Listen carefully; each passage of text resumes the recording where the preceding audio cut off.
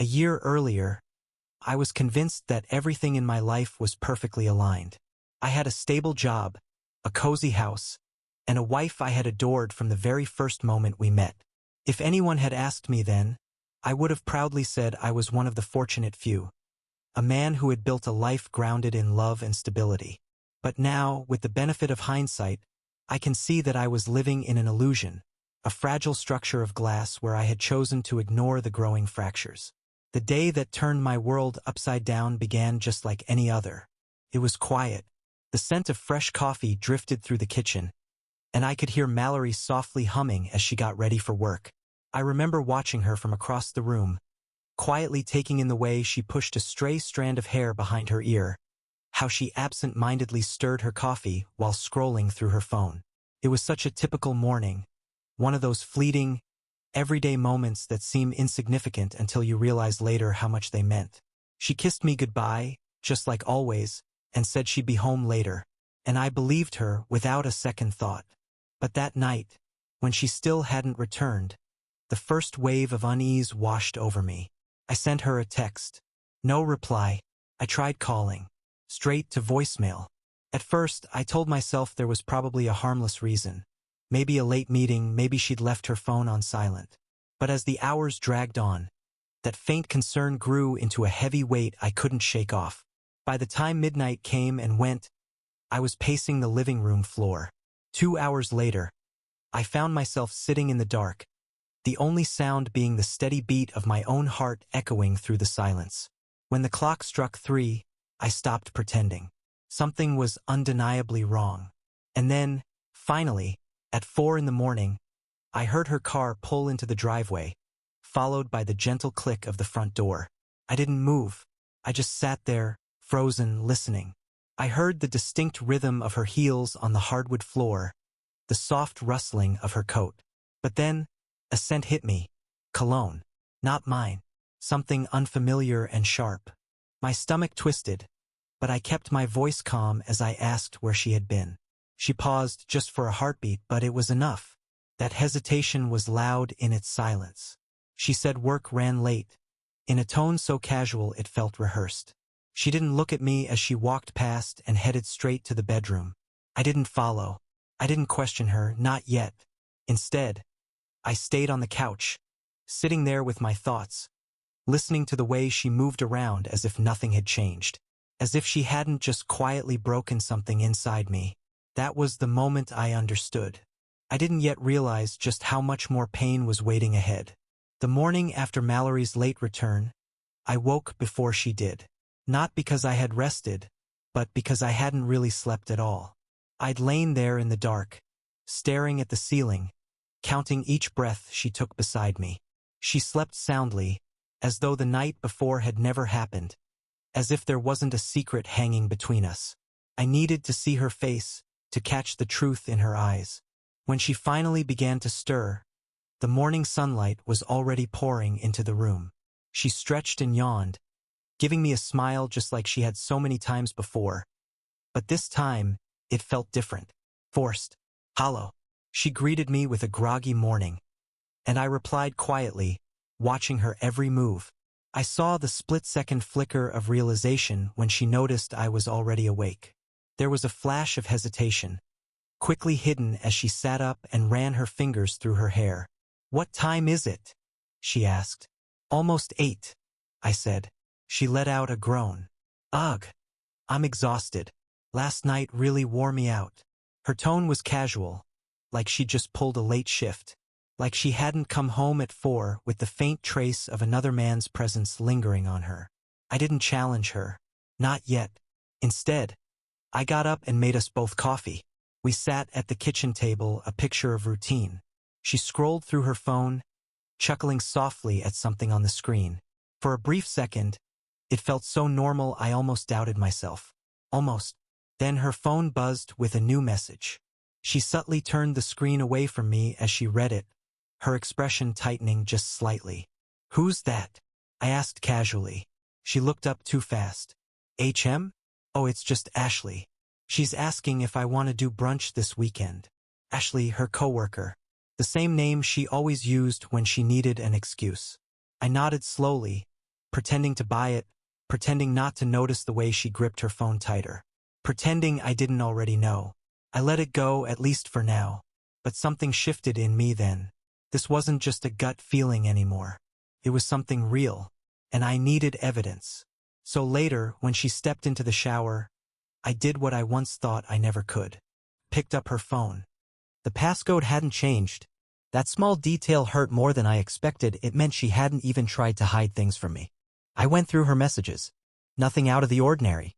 Some work chatter, a few texts from Ashley. Everything else had been wiped clean. But then I looked through her call log. One number stood out over and over again. Late at night. Early mornings. There were moments when she should have been with me but wasn't. I took the opportunity to jot down the number and carefully returned her phone before she noticed. My heart pounded, my fingers trembling as I tried to stay composed. Deep down, I already knew what I had to do. So later that evening, when she claimed she had a work meeting, I decided to follow her. What I discovered that night altered everything. Trailing Mallory wasn't something I ever imagined myself doing. Just a year ago, the thought would have seemed absurd. We had built our relationship on trust, or so I believed. But trust is delicate. Once it begins to fracture, it often crumbles entirely. She left the house at precisely 6:45 in the evening. Her appearance was suspiciously polished for a simple work meeting, a form-fitting dress, heels higher than her usual choice, and her hair styled in elegant waves, something she reserved only for noteworthy occasions.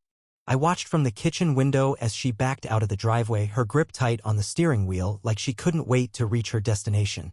I waited 5 minutes before slipping into my car and quietly following her at a safe distance. My chest felt tight, my pulse thudding with a blend of fear and determination. I wasn't sure what I expected to find. Maybe she was having dinner with a coworker or heading to some discreet bar. But what I found wasn't either of those. It was a hotel. Seeing that hotel hit me like a punch to the stomach. I arrived just in time to see her exit her car, adjusting her dress and glancing down at her phone as if she were waiting for someone. Moments later, he appeared, a man slightly older than me, stepping out of a sleek black car with an ease that suggested he was no stranger to this kind of rendezvous. He approached her without hesitation. She greeted him with a smile, the kind that used to be meant for me, the kind that once lit up my entire world. He leaned in close, placing his hand gently on her back, whispering something in her ear. She laughed and tilted her head in that familiar, flirtatious way. My stomach turned over and I could barely breathe. I should have confronted her then, stormed out and demanded answers. But instead I remained motionless, paralyzed. This wasn't just a slip or a drunken mistake, this was clearly something she had done before. A routine. Together, they walked inside, casually passing through the hotel entrance like any couple checking in for the night. I remained behind, gripping the steering wheel until my knuckles turned white. I couldn't tell how long I stayed parked there. It might have been minutes, maybe even hours. Time became meaningless. Eventually, when I did drive away, something inside me felt permanently broken. I couldn't bring myself to return home. I just kept driving aimlessly, the city's lights blurring in my vision as my mind churned with endless thoughts. Memories flooded in, our late-night conversations, the promises we once whispered, the plans we made. All of it now seemed like some twisted lie. Eventually, I found myself parked by the shoreline, staring out at the dark water as waves crashed quietly against the rocks. I felt completely unmoored. Then came the dreadful realization I couldn't stay. Not in that house, not beside someone who had emotionally checked out long ago. So in that quiet, lonely hour, I made a choice. I would disappear. I would leave everything behind and I wasn't coming back. I didn't go back home. I couldn't bring myself to. As I drove away from that hotel and the painful truth I had just witnessed, I realized that the life I believed in had been nothing but a carefully constructed lie. The house we built together, the shared moments, it was all a mirage. And I had been the only one not to see it.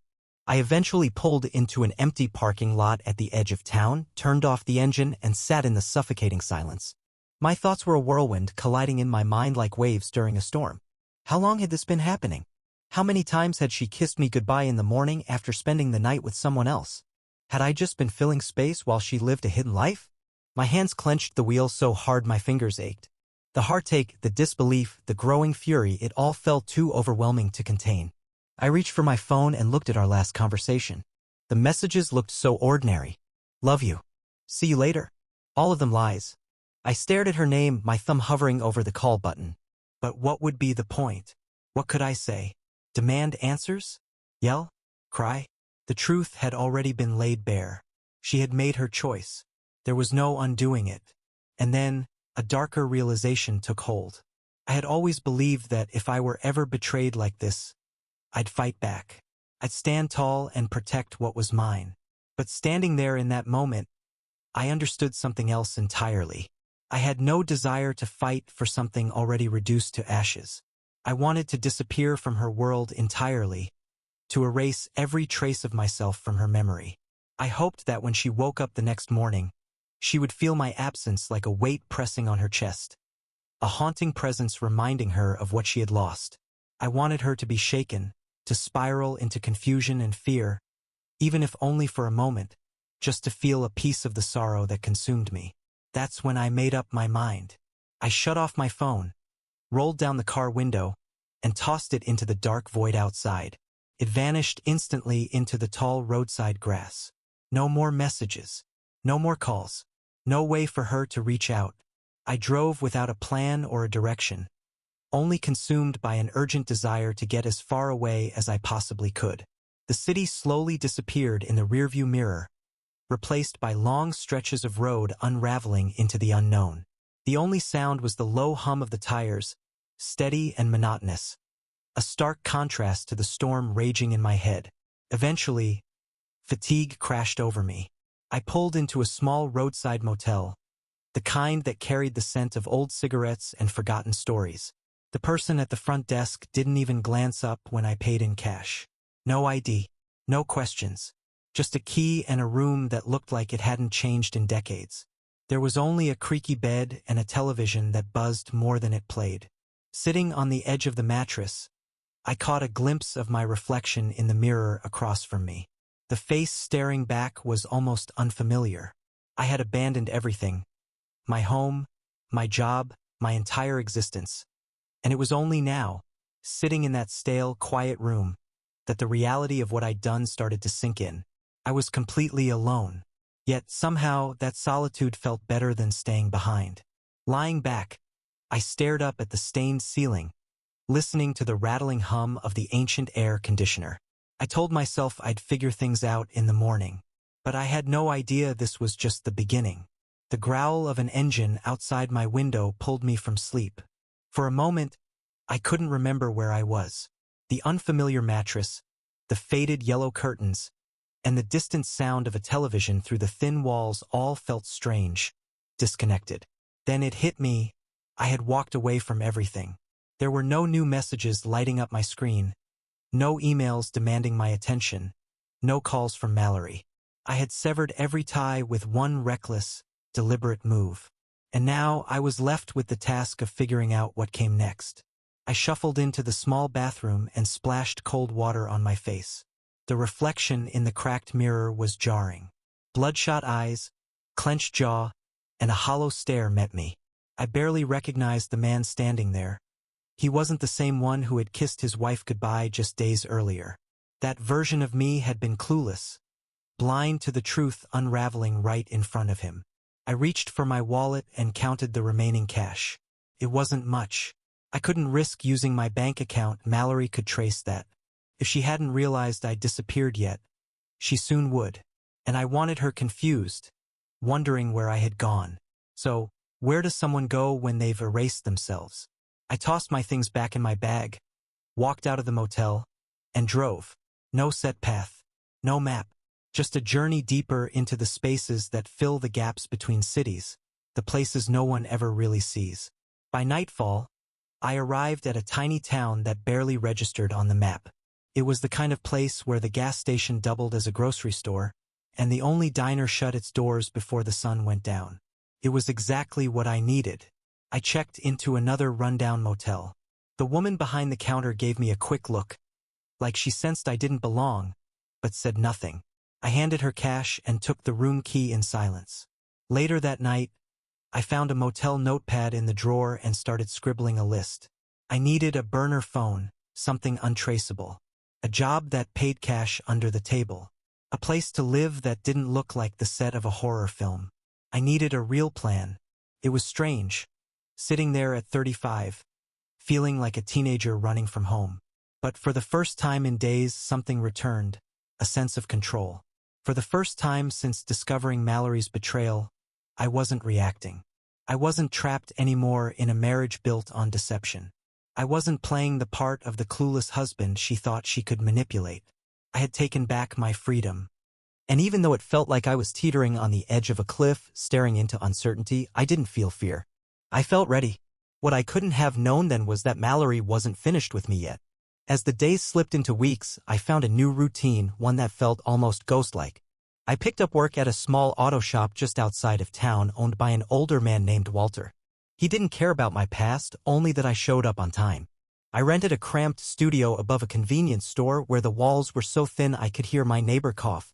It was a far cry from the house I had left, but it belonged to me.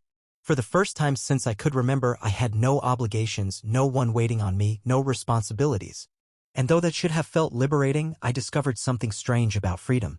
When nightfall came, the silence felt endless. I would lie awake, eyes fixed on the ceiling, lost in thoughts about the life I had chosen to leave behind.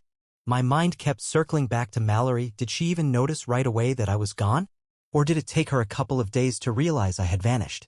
I pictured her standing alone in our house, glancing around the familiar space and sensing that something, or rather someone, was missing. Did it even matter to her? Or was she so wrapped up in her new relationship that my absence went unnoticed? I tried to convince myself that none of it was important. This quiet, simple life I'd built was what I needed now. No complications, no deception, no emotional mess. Just routine. Wake up, go to work, eat, sleep, start again. But then, one night, that illusion crumbled. I had just clocked out from my shift and was heading out of the shop when I noticed a car parked across the street. A sleek black sedan, definitely not one from the neighborhood.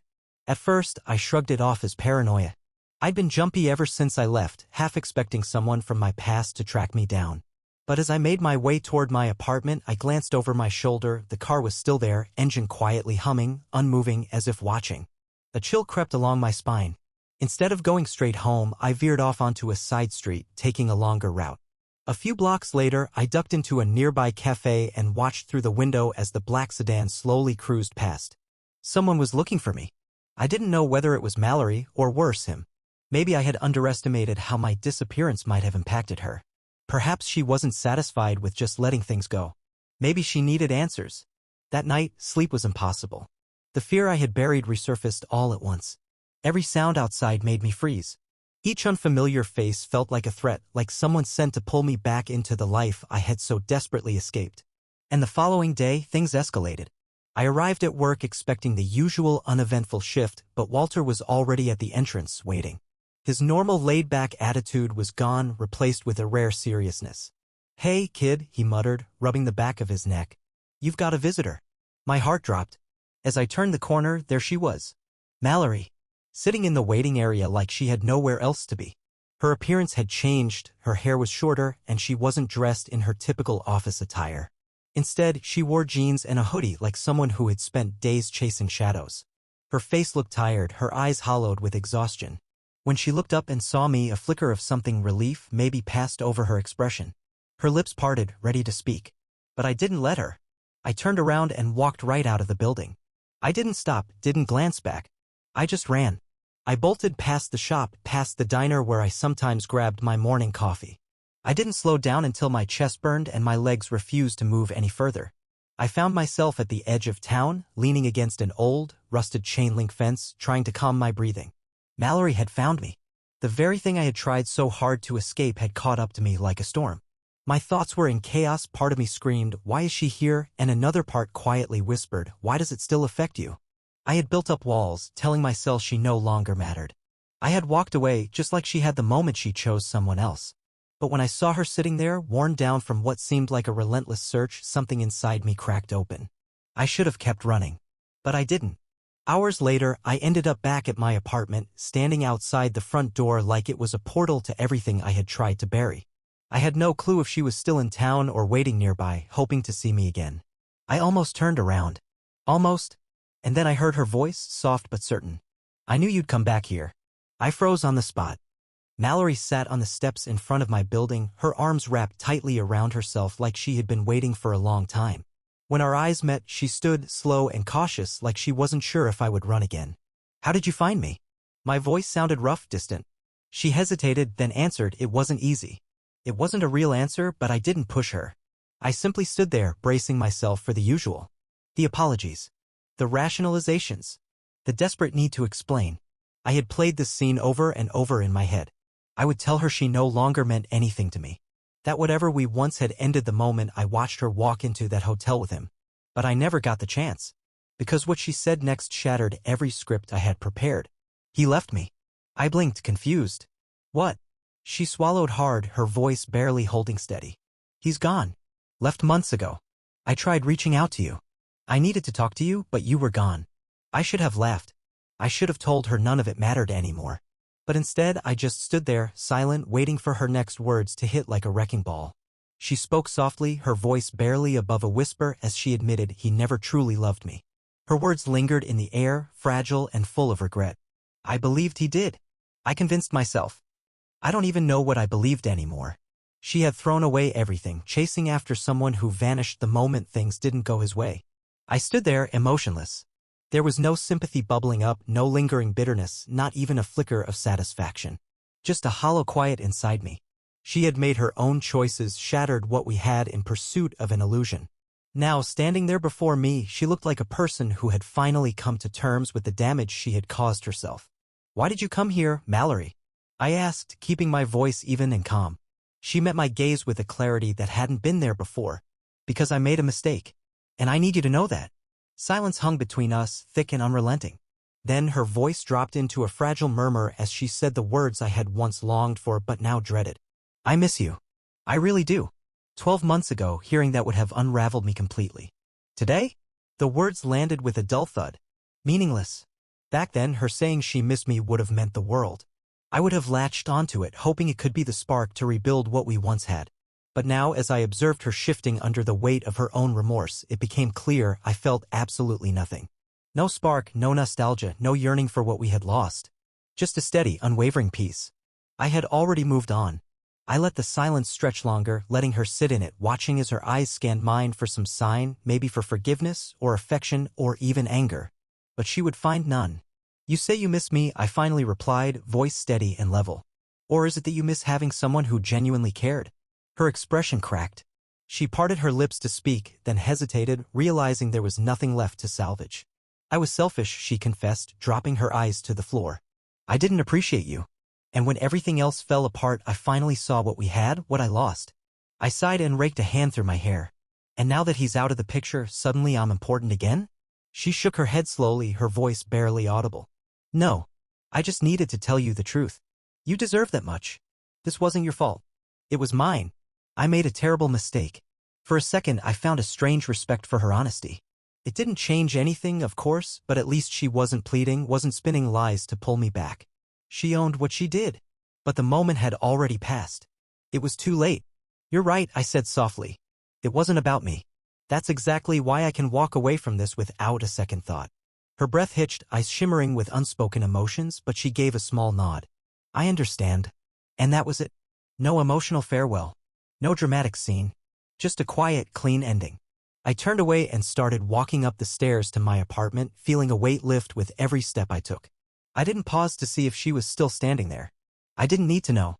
I had spent the past year healing, rebuilding my life, rediscovering who I was apart from her. And now I knew. I was no longer the man she had once hurt. I had become someone different, someone resilient, someone who understood his value. And as I shut the door behind me, a calm, genuine smile formed on my face. For the first time in what felt like forever, I felt free.